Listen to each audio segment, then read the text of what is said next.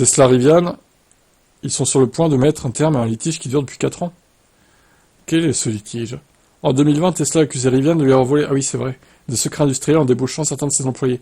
Après une tentative d'accord amiable et un procès, le litige entre les deux marques américaines est sur le point de se terminer. La firme d'Austin pourra abandonner les poursuites contre son concurrent.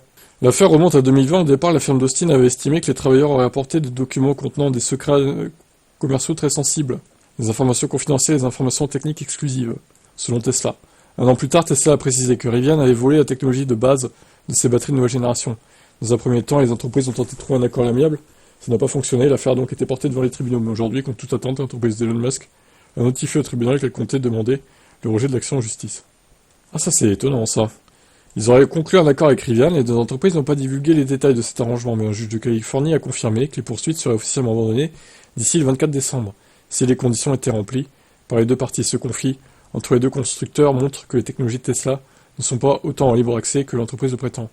Musk veut permettre à d'autres entreprises d'utiliser ces technologies tant qu'elles ne les poursuivent pas elles-mêmes pour des questions de propriété intellectuelle. Mais dans ce cas précis, Tesla affirme que Rivian a volontairement volé des secrets industriels qui n'étaient pas publics. La marque californienne a toujours démenti. Nous verrons bien si les futures batteries du R2 ressemblent à celles de Tesla. Ok, bon, bah, c'est bien qu'il lâche l'affaire, Tesla, au niveau de la justice.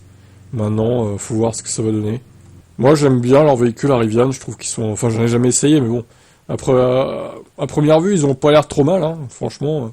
Ils sont plus conventionnels que le Cybertruck, par exemple, ce qui est quand même mieux. Le Cybertruck, je le trouve trop original, trop décalé, quoi. Ça plaît ou ça plaît pas, t'as pas d'entre-deux avec le Cybertruck. Mais bon, bref. À voir comment on va évoluer Rivian, du coup, dans le futur.